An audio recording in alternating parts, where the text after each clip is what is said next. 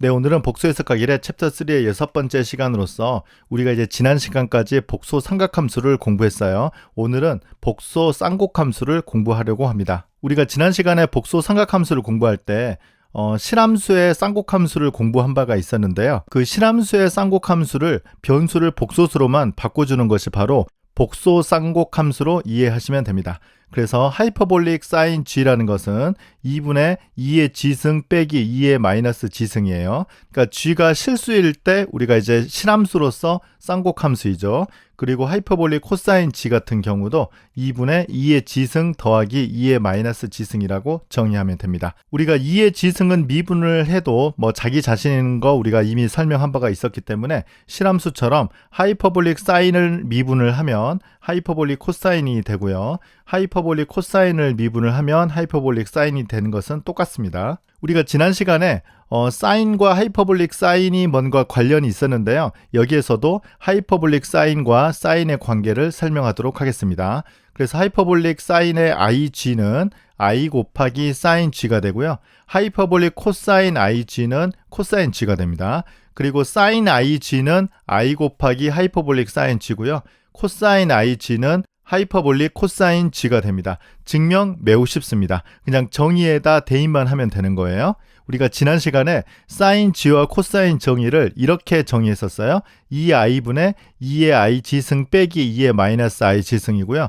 코사인 g는 2의 i 지승 더하기 2의 마이너스 i 지승이었어요. 복소 삼각함수와 복소 쌍곡함수가 이렇게 연관이 있는 이유는 정의에 모두 다 지수함수가 연결되어 있기 때문입니다. 그래서 우리가 지난 시간에 사인 g는 2i분의 2i 지승 빼기 2의 마이너스 i 지승으로 정의했고요. 코사인 g는 2분의 2i 지승 더하기 2의 마이너스 i 지승으로 정의했었어요. 그러면 이 중에서 이 세 번째 것만 설명해 보도록 하겠습니다. 사인 ig를 한번 계산해 보죠. 그럼 여기 이제 g 대신에 ig를 대입을 하니까 앞에가 2의 마이너스 지승이 되고 여기는 2의 지승이 되죠. 그런데 앞서 하이퍼볼릭 사인은 정의가 요거였으니까 밑에 i가 없어요. 그래서 이걸 이렇게 변형하면 되겠습니다. 2분의 2의 지승 빼기 2의 마이너스 지승이라고 쓰고 i를 분자로 올리면 이 식과 똑같죠. 그런데 지금 이 밑줄 친 식이 하이퍼볼릭 사인 g였어요. 그래서 i 곱하기 하이퍼볼릭 사인 g 이렇게 쓰면 되겠습니다. 복습할 때 직접 확인해 보기 바랍니다. 그래서 이러한 성질 때문에 사인 코사인 성질과 하이퍼볼릭 사인 하이퍼볼릭 코사인 성질이 상당히 비슷해요. 대표적으로 실함수하고 달리 이 하이퍼볼릭 사인 하이퍼볼릭 코사인은 복소 함수는 주기 함수가 됩니다. 그리고 주기가 2파이 i가 됩니다. 이 내용을 설명해 보죠. 그러면 위의 식 중에서 아까 우리가 증명했던 요 세 번째 식을 활용할 수 있겠습니다. i를 이쪽으로 넘겨 볼게요. 그러면 하이퍼볼릭 사인 g는 마이너스 i 곱하기 사인 ig가 되잖아요. 그러면 사인이 주기가 2파이니까 지금 이제 여기 i가 붙었기 때문에 약간 달라질 것 같아요. 그래서 이 계산을 해보겠습니다. 하이퍼볼릭 사인의 g 더하기 2파이 i를 계산해 보겠습니다. 그러면 여기 g 대신에 g 더하기 2파이 i를 여기에다가 이렇게 대입을 하는 거죠. 그러면 i를 이렇게 곱해주면 여기는 마이너스 2파이가 되고요. 뒤에는 ig가 돼요. 그런데 이제 요거 이제 사인 어차피 주기가 2파이니까 마이너스 2파이나 2파이나 상관없이 요거는 이제 없어질 수 있어요.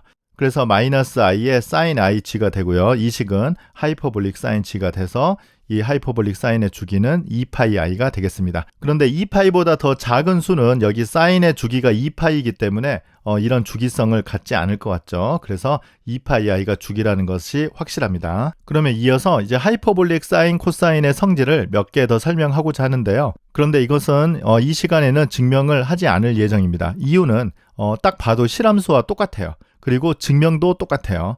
모두 다 이 하이퍼볼릭 사인과 하이퍼볼릭 코사인 이 정의를 대입하면 됩니다.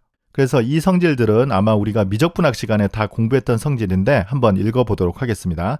하이퍼볼릭 사인 마이너스 g는 마이너스 하이퍼볼릭 사인 g가 되는데요. 이유는 이 g 대신에 마이너스 g를 대입하니까 여기에 g 대신에 마이너스 g를 대입하면 앞에 항과 뒤에 항이 바뀌잖아요. 그래서 마이너스가 올 것 같아요.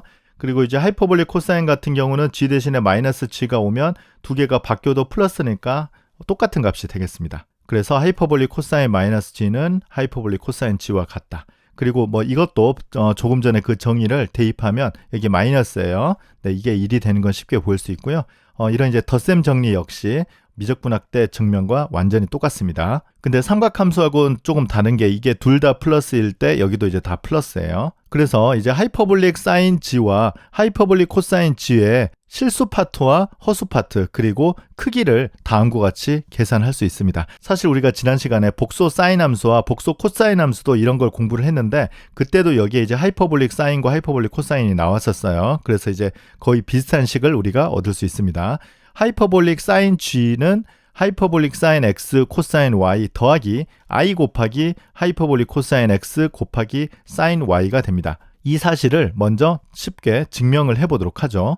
하이퍼볼릭 사인 g라는 것이 지금 x 더하기 iy잖아요. 그래서 앞서 얘기했던 이 덧셈 정리를 활용할 겁니다. 그래서 사인 코사인 코사인 사인이거든요. 그래서 요것과 요걸 이제 덧셈 정리로 쪼갤 거예요. 그래서 하이퍼볼릭 사인 x, 하이퍼볼릭 코사인 iy, 그리고 여긴 하이퍼볼릭 코사인 x, 그리고 하이퍼볼릭 사인 iy죠. 그런데 하이퍼볼릭 코사인 iy는 이 식을 활용할 수 있겠습니다. g 대신에 y를 대입을 하면 코사인 y가 되는 거잖아요. 그래서 이 식은 같고 여기 하이퍼볼릭 코사인 y가 되고요. 그 다음에 하이퍼볼릭 코사인 x까지는 똑같고 요거 하이퍼볼릭 사인 iy는 여기 지금 i가 밖으로 이렇게 튀어나오거든요. 그래서 여기 i가 곱해져 있고 하이퍼볼릭 사인 y로 이 식이 성립하겠습니다. 그래서 이 식을 증명했고요.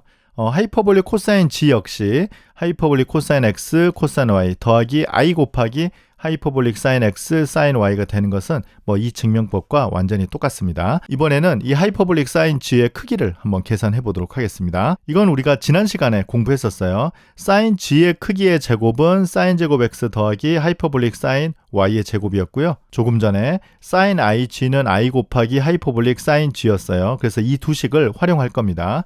그래서 하이퍼볼릭 사인 g의 크기의 이 제곱은 조금 전에 여기에 이제 실수 파트 이렇게 구해놨고요. 여기 허수 파트를 구해놨기 때문에 이걸 제곱해서 계산해도 되고요.